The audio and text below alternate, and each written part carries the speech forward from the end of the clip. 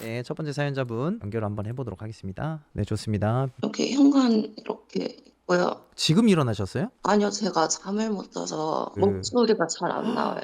잠을 왜 못 자셨을까? 일단 보여드릴게요. 네, 불면은 바로 화장실 있고요. 제가 필터링 하고 있습니다. 화장실. 걱정하지 마세요. 네, 좋습니다. 네. 여기 와, 방인데 와. 인형 네. 뽑기 한 것도 많고 근데 되게 여성스럽게 사시는 것 같아요. 침대가 2층 침대인데 네. 여기에서 잠 자고요. 거의 지내는 데는 침대랑 여기 앞에 TV 있거든요. 자택근무 하시나 봐요? 네. 이거 누구예요? 어, 이거 막 붙여놓은 거 누구 덕질하시는 거예요? 끌리고요. 아, 그분 저번 주에도 나왔었는데 인기가 되게 많으시구나 그분들이. 인기 많아요. 여기 뒤에 가면은 화장대랑 건조대랑 밖에 창문 있고요. 거울을 왜 다 막아 여기 놓으셨어요? 기분 나빠서요. 본인 얼굴이? 비치는 게 싫더라고요. 왠지는 잘 모르겠어요. 근데 제보자님 정리를 진짜 잘하신다. 살짝 불편해서 그러는데 저 티셔츠 좀 똑바로 해주시면 안 돼요? 후드티랑? 죄송합니다. 왜냐면 좀 네. 불편하긴 해서. 막걸려 있어요. 그래. 이런 거는 제가 가족 사진도 있고 해서 아, 나가는 거라 이해해 주시면 되고요. 여기 옷장 이렇게 있는데 여기 제일 오기 싫어하는 데인데 왜요? 여기 아, 보시면은 곰팡이가 있구나. 뒤에가 물 이렇게 막 돼 있어요. 다 음, 불 뜨고 여기도 그렇고요. 창문 이게 라인 쪽에. 근데 작년에 이런 증상이 있었어서 집주인분이 수리를 해주셨거든요. 여기 현장에도 보면 그러네. 자국 여기가 있어요. 습하네. 여기도 그렇고 밖에 복도도 그렇고 저쪽이 진짜 심하고요. 제보자님 혼자 사신 지는 얼마나 되셨어요? 꽤 오래됐어요. 한 17살? 많이 힘들었겠다. 혼자서 또 이렇게 지내려고 하면. 지금 그러면 17살이면 몇 년 정도 혼자 사신 거예요, 그러면은? 제가 지금 40살이니까 40살이면 저랑 동갑인 건가요? 23년을 혼자 사셨구나. 그 중간에 집에 들어간 적도 있긴 한데 예. 2번 정도? 근데 이런 말씀 드리긴 좀 1년도 그런데 못 들고 나왔어요. 영포티세요? 영국이요? 예, 죄송합니다. 예, 시청자들 자꾸 저한테 영포티라 그래서. 예. 네, 그래요. 우리 제보진님 그러면 23년 정도를 그냥 혼자서 사시긴 하셨는데 무슨 문제가 있었겠죠? 17살 때부터 이렇게 혼자 살게 된 이유가? 이 집을 오게 된 계기가 아빠 때문도 있는데요. 네네. 원래 제가 많이 맞고 살았어요. 가정폭력이죠? 그쵸. 그래서 일찍 집을 나갈 수밖에 없었고, 음. 그 아빠랑만 연락 안 하지, 엄마랑은 연락을 계속 했었거든요. 네네네. 왔다 갔다 하고 지내고도 했었는데, 5년 전쯤에 공부를 하려고 제가 본가에 잠깐 들어갔었거든요. 네. 1년 정도? 포트폴리오 작업을 마지막으로 하고 있었어요. 거의 일주일 동안 밤샐 때도 많았고 애써서 준비를 하고 있었는데 밤에 일 끝나고 들어온 아빠가 갑자기 들어와서 저를 냅다 때리는 거예요. 갑자기 길바대기를 맞고 하니까 나는 영문을 모르고 술 먹었냐 그랬더니 웃으면서 그래 술 먹었다 이러면서 계속 때리는 거예요. 경찰에 신고를 할 수밖에 없었던 게 아빠가 어떻게 때리는 사람인지 아니까 아직까지 맞아야 돼요. 아빠 분이 풀릴 때까지. 그게 뭐 때문인지는 몰라도 그걸 알기 때문에 경찰에 일단 신고를 했었고 갑자기 분리가 된 거죠 집에서. 그래도 어떻게 취직은 돼가지고 취직하기 전에 본가랑 별로 안 먼 고시원에서 한 달 정도 있다가 급하게 이 집에 오게 된 거예요.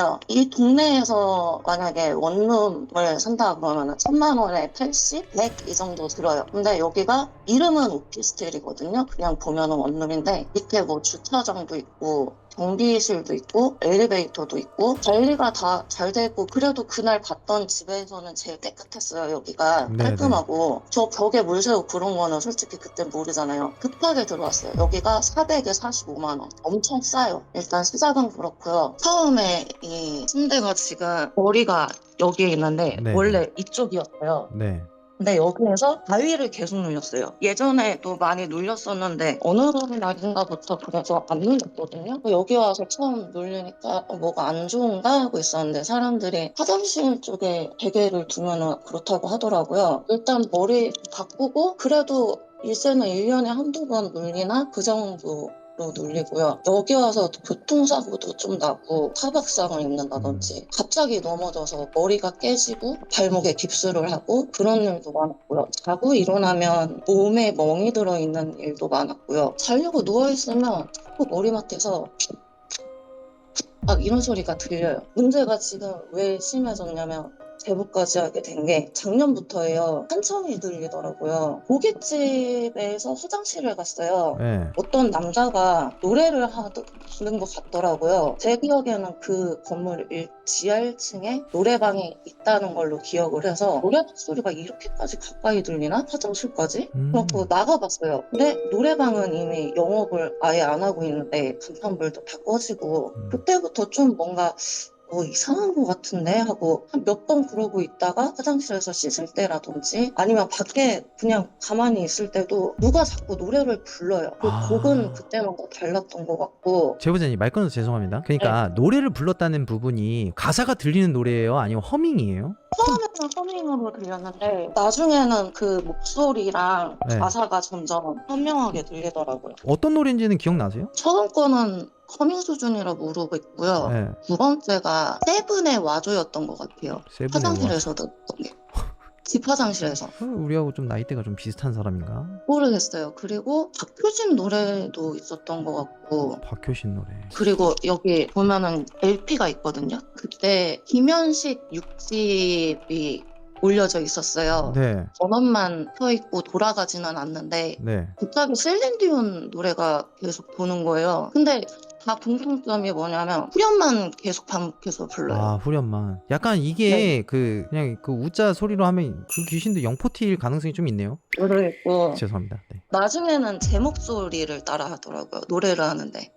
제보자님 목소리를 따라한다는 게 어떤 제 목소리로 오늘은 가지마를 부르더라고요. 이제 남성에서 여성 목소리로 바뀌었다는 거죠? 네, 그 뒤로는 한동안 안 들렸는데 남자 목소리, 여자 목소리 들리는데 희한한 게 꼭 후렴만 불러요. 희한한 게 후렴만 부른다. 그럼 제보자님 이 부분도 이제 짚고 넘어가야 되는 부분이 드시는 약이 있어요? 작년에 제가 건강검진을 받는데 우울증 소견이 나오더라고요. 네. 약을 좀 오래 먹어야 된다 그래서 약을 받아 먹고 했는데 더 심해졌어요. 그냥 안 먹는 게 낫겠다 싶어갖고 그냥 끊었어요. 멜라토닌이라고 팔더라고요. 유도제 같은 거. 네, 그거 그냥 먹고 있어요. 그러면은 지금 약을 끊고 나서는 환청 같은 게 좀 들렸나요? 잠을 못 자면 들려요? 되게 심해지는데 이게 정신과적으로 진짜 잠을 너무 못 자서 의학적으로 네. 그래서일 수 있잖아요. 그래서 그 환청 갖고는 제가 뭐라고 확답은 못 하겠어요. 진짜로 뭐가 있어서 그런 건지 제가 의학적으로 뭐가 나빠서 그런 건지 그런 거를 확인하기 위해서 당직기를 신청하시는 거니까 어렵게 생각하지 마시고요. 사실상 심령이라는 거 자체가 확답이라는 게 없습니다. 그러니까 일단 편하게 의심 가는 부분에서 다 얘기하셔도 돼요. 이상한 걸 보거나 듣거나 했던 게 초등학교 4학년 때쯤부터 있었던 것 같아요. 제일 처음 듣던 게 가와만사성이라고 가운이래요. 그게 저희지. 그거를 보고 있는데 글자 안에서 어떤 여자가 사진처럼 보이는 거예요. 단발머리의 여잔데 사진이 갈색 느낌인데 눈 많이 찢어지시고 키 작으시고 말라가지고 되게 옛날 분 같은데 그거를 한번 보고서 엄마를 불렀죠. 엄마는 안 보인다고 하더라고요. 그게. 그러고서 시작된 건데 사건의 발단이 뭘까 생각을 해봤는데 그 안산 본가가 많이 낡았어요. 갑자기 생각이 나더라고요. 그래서 네이버 지도를 켜봤는데 집이 없는 거예요. 공사하는 것 같더라고요. 다 무너뜨리고 아파트 단지가 들어서는데 할머니 그래도 흔적이 있던 곳인데 아쉽다 이런 생각을 하고 있는데 그때부터 이상하게 꽃에서 자꾸 방울이 나오는 거예요. 그게 너무 갖고 싶고 너 가져 하고 딱히 주는 건 아니에요. 할머니가 나를 괴롭히나 하는 생각이 문득 드는 거예요. 저도 모르게 막 그래도 방울만은 사지 말아야지 이러면서 적당한 걸 샀어요. 오방기라든지 오색천이라든지 그 휘파람 부르면서 쓰는 종이라든지 그런 거를 야금야금 제가 산 거예요. 근데 정신 차리고 보니까 그렇게 돼 있는데 아는 사람한테 그걸 얘기를 했더니 방울만 안 샀지 야금야금 네 신상 차리고 있다. 네 집에다가 빨리 갖다 버리라고 그러는 거예요. 그런가 해서 저도 좀 찝찝하니까 갖다 버리고 이상한 게 또 들렸던 게 술을 일단 되게 많이 먹고요. 먹어도 취하는 기분이 안 들어서 계속 먹고 싶더라고요. 저 혼자 5병까지도 먹어봤어요. 자려고 누워있는데 제가 잠든 건 아니에요. 여자 비명소리가 이러면서 바로 밖에서 들리는 거예요. 문 앞에서 좀비 영화나 공포 영화 같은 거 보면 뭔가 이상한 게 나올 때 뭐 이런 소리 나잖아요. 그 소리가 계속 들리는데 너무 무서운 거예요. 부들부들 그냥 떨고 있는데 갑자기 목탁 소리가 되게 크게 들리더라고요. 그러면서 그 소리가 점점 없어지고 그냥 잠들었던 것 같아요. 제가 이번에 있었던 어떤 이상한 일들에 대해서 엄마랑 또 얘기를 했었는데, 내가 근데 신가물도 아니라고 하고 뭐 집안에서 그런 걸 했던 사람도 없다면서 나는 왜 이렇게 힘든 거냐, 왜 나만 우리 집에서 나만 왜 이러면서 막 물었는데, 그러고 보니까 둘째 작은 엄마가 계셨었는데, 저 어렸을 때 집에 안에다가 불상 같은 거를 들여다 놓고서 기도를 올리고 막 그랬었대요. 부처님을 모신 건지 뭘 모신 건지는 제가 알 길은 없고, 그래서 둘째 작은 아빠가 이혼을 했다고 하더라고요. 그 본가에 잠깐 제가 1년 정도 있었다고 했잖아요. 예. 저는 기억이 안 나는데 엄마가, 제가 그랬대요. 엄마, 저기 침대 구석에서 어떤 여자가 고개 빼꼼하고 우리 보고 있어, 이랬다는 거예요. 그거는 제 기억에는 없어요. 아는 동생 중에 한 명이 절을 한번 가보라 그랬어요. 그때 한참 할머니랑 제가 이상하게 연관을 지어서 생각을 했기 때문에 할머니 이름으로 초를 올려야겠다, 그 생각을 하고 매일 가야지 이러고 잠을 잤는데, 일어나서 절을 가려니까 너무 가기 싫어서 미치겠는 거예요. 왜 그런지는 모르겠는데 정말 억지로 가서 절에 도착을 했는데, 절까지 올라가는 입구가 아스팔트로 이렇게 돼 있어요. 주차장 올라가는 길에. 거기에 잠깐은 올라가는데 숨을 못 쉬겠더라고요. 심장도 너무 아프고 누가 발목 붙잡는 것처럼, 스님하고 얘기를 좀 해보라는 얘기를 들었는데 사람이 없어요. 절에 안내해 주시는 분도 안 계시고, 그래서 뭐 어쩔 수 없지, 날이 잘못됐나 보다. 그리고 어쨌든 초 올리려고 온 거니까 초를 올리려고 이렇게 하는데, 거기 뭐 성냥 그런 것만 있고 라이터나 그런 건 없더라고요. 그래서 성냥불을 붙이는데 불이 안 붙는 거예요. 성냥에 붙더라도 초에 가려고 하면은 금방 꺼져버리고, 초 붙이다가 부러지고 이게, 그래서 한 반 통 정도 쓴 것 같아요, 육각성냥을.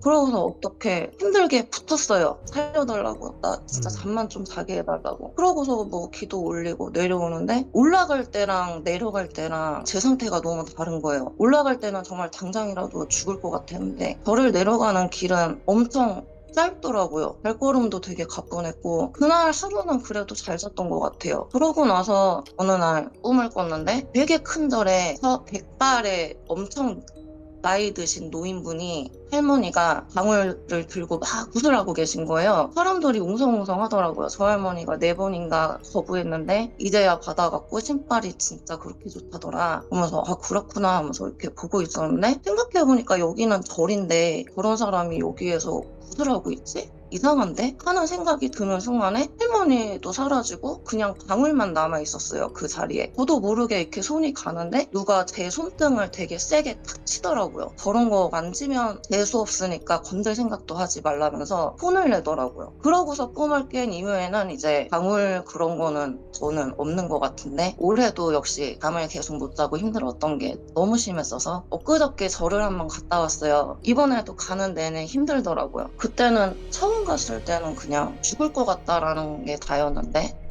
이번에 가면서는 심장이 찔리는 것처럼 아프고 귀가 먹먹해지고 소리가 잘 안 들리더라고요. 그 물속에 오래 들어갔다 나오면 뇌 속이 쪼이는 그런 느낌 들잖아요. 좀 몸 힘들면서. 그죠. 가는 내내 그런 느낌이 있었는데 기침을 계속했어요. 불 붙이는 데는 그렇게 크게 그거는 없었어요. 절 내려오고서 한 2-3시간 정도 지나가니까 귀 먹먹한 것도 가라앉고 머리 아픈 것도 가라앉고 하더라고요. 제가 거의 1-2시간을 자요. 하루에. 일상생활 진짜 많이 힘들거든요. 근데 첫날 갔다 와서는 한 5시간 자고, 그 다음날 아예 못 자고, 그리고 어제 2시간, 3시간 그렇게 잔 것 같아요. 그래도 조금은 자는 것 같아요. 근데 뭐 완전히 좋아졌다 그런 건 잘 모르겠어요.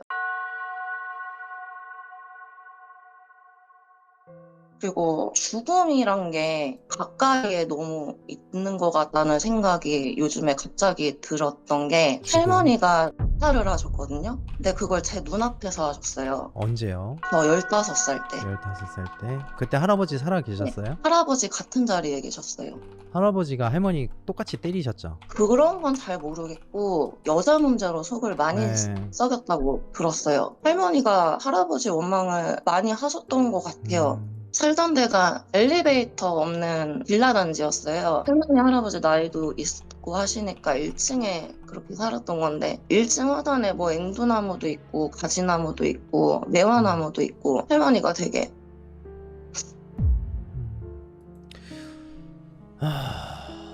아끼는 것들이 많았는데 울지 마세요. 그래서 생각이 항상 있었어요. 네. 베란다에 소주에 그거를 타서 드신 거예요. 아이고 얼마나 속이 다 들어갔어요. 병원에 실려 가셨는데 병원에 이렇게 있는 게 의미가 없는 것 같다. 그냥 호흡기 떼고 집에 모셔가서 편하게 보내드리는 게 낫지 않겠냐. 그래가지고 그 본가 집 안 땅에 오셔갖고 얼마 안 돼서 친척들 다 모여 있고 거기서 돌아가셨어요. 그렇게 돌아가시고 할아버지는 3년 후쯤에 노화로 돌아가신 것 같고 딱히 무슨 병이 있었던 건 아니었던 것 같아요. 그냥 노화였던 것 같고 제가 쪽에서 콜센터를 한 적이 있었는데 그때 그 건물 부당에서 하신 분도 계시고 그리고 2년 전쯤에 제가 회사를 그만두고 한동안 놀았었어요. 지인분들 중에 가게를 하시는 분들이 많아요. 아는 지인분이 연락이 와서 노래방에 일 한번 안 와볼래? 이러는 거예요. 카운터 하시는 분이 그만두고 사람이 안 구해져서 장사를 잘 못하고 있다고 월급 그 매출 반띵 해준다고 하는데 어차피 하는 거 없으면 네가 한번 해볼지 않겠니? 해서 그러기로 하고 갔는데 거기에서 일하고 1년도 안 돼서 그 앞에 주상복합 오피스텔이 하나 있는데 거기에서 또 남자분 떨어져서 돌아가시고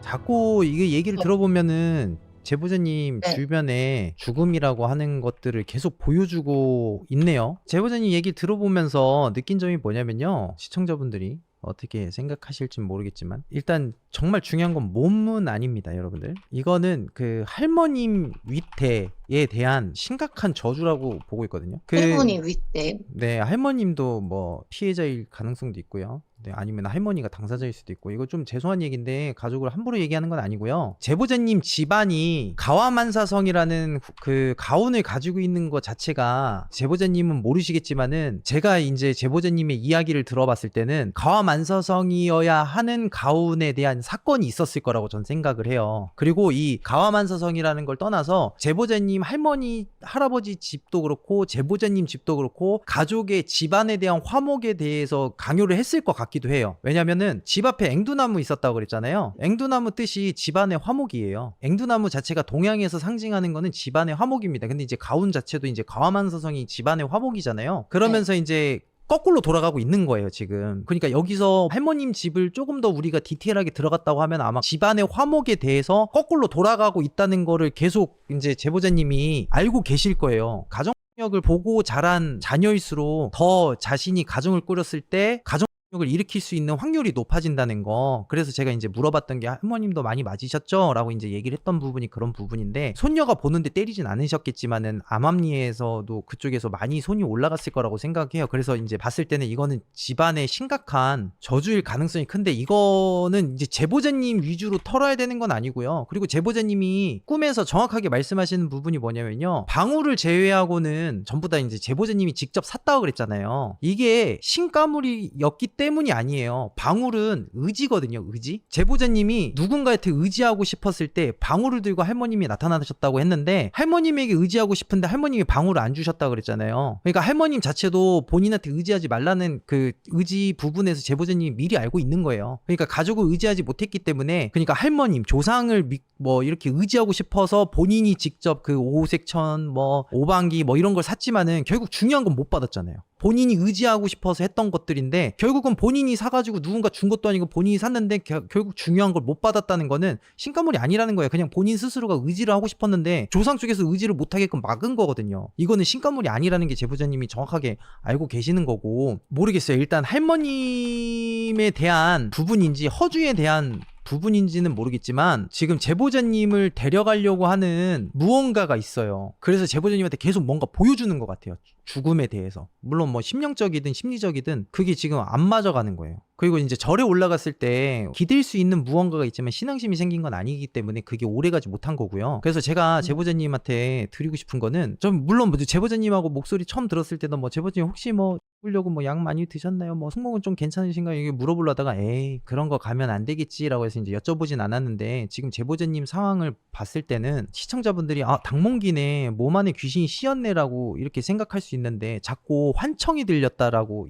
말씀하셨잖아요. 이게 그거예요, 여러분들. 몸 안에 있는 게 아니에요. 몸 밖에서 계속 제보자님한테 뭔가를 보여주는 거예요. 그리고 노래를 불렀다는 거는 물론 제보자님이 심리 상태 때문에 뭔가 약을 먹고 이렇게 해서 들렸을 수도 있겠지만은, 저희가 이거를 심령적으로 확인했을 때는 제보자님한테 계속 사건 사고를 보여주기 위한 눈가림이라고 보시면 돼요. 만약에 그 소리에 계속 홀려서 갔으면은 누군가가 거기서 또 다쳤거나 사건 사고가 일어났거나 그랬을 가능성이 굉장히 크다고 좀 보고 있어요. 만약에 이거를 좀 저희가 해석을 좀 하면요, 제보자님, 할아버님께서 할머니에게 몹쓸 상처를 주신 건 맞잖아요. 맞으셨는지는 모르겠지만 여자 문제는 확실히 있었던 것 근데 같고요. 그거는 정확하게 말씀해 주셔야 되는 게, 할머니가 아빠한테 많이 맞았다고 하더라고요. 아빠가 할머니를 때리셨어요? 옛날에 할머니한테 뜨거운 물도 그냥 얼굴에 들이붓고 손찌검도 하고 많이 아빠가 그랬대요. 솔직히 할아버지는 잘 모르겠어요. 그러면 할머님께서 돌아가셨을 때도 원인에 대해서 혹시 아세요? 할머니가 할아버지한테 소리를 많이 질렀어요. 점심상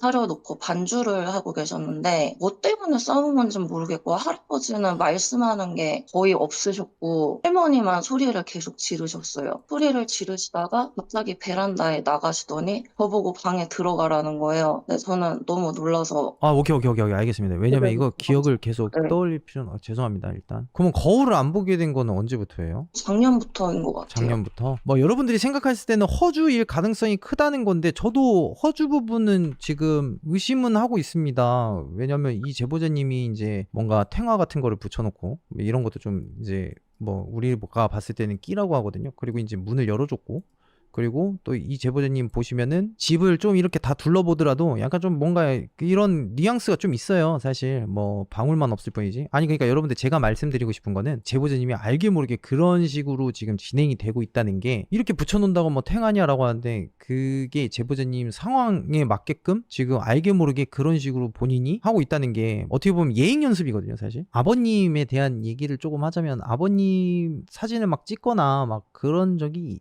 있나요? 그런 건 사진을 찍고 그래 본 적은 없고요. 네네. 중학교 때인가 언니 졸업사진에 언니 얼굴에 검은 칠을 한 적이 있어요. 언니는 또 왜요? 볼펜으로. 모르겠어요. 볼펜으로 언니 얼굴만 이렇게 찍찍찍찍. 언니가 아빠 닮았어요? 아니요. 오히려 아빠는 제가 닮았다고 많이 하던데. 가족 구성원이 어떻게 돼요? 엄마, 아빠, 언니. 하고 저요. 아, 네 둘. 명이에요. 몇 개월 전에 언니가 이혼 소송을 하고 있는데 아기는 7개월 때쯤에 뱃속에서 죽었고, 형, 이건 특급 저주라니까요. 남자가 알고 보니까 다 큰 아들이 있었대요. 그거를 알게 돼서 이혼 소송 중이고 지금은 그러고 있어요. 뭐 이건 집안 저주가 가장 유력한데 이게 심각하다는 거죠. 이게 특자가 붙을 수밖에 없는 상황이어서 이거 진짜 다 죽어요. 딱 보더라도 지금 현상이 다 나오잖아요, 계속. 그러면은 제가 이것 좀 여쭤볼게요. 할머님 집 가운도 가와만사성이었어요? 그건 제가 모르겠어요. 근데 기억하셔야 되긴 해요.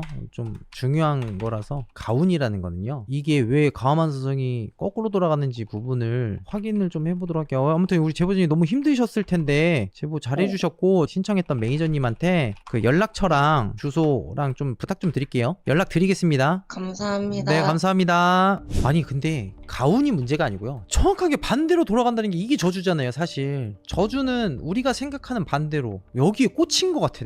내가 제보자님이었으면은 와 진짜 못 버텼을 것 같아요. 저분도 한 성깔 할 것 같아. 기가 세다. 기가 세 진짜. 버틴 것만 해도 대단하다 진짜. 물론 더 대단하신 분 시청자분들이 계시겠지만은, 야 진짜 이거 저 아직도 지금 어안이 벙벙해요. 얘기들이 너무 많은데, 난 당연히 할아버지가 할머니를 때렸을 거라고 생각을 했거든. 우리는 그렇게 유추할 수밖에 없는 상황인 거잖아요. 그래서 아버지가 거기서 배웠나? 라고 했는데 여기서 너무 세게 맞아가지고 갑자기 어안이 팍 나는 아직 부족하구나, 너무 세상을 바르게 보고 있었구나.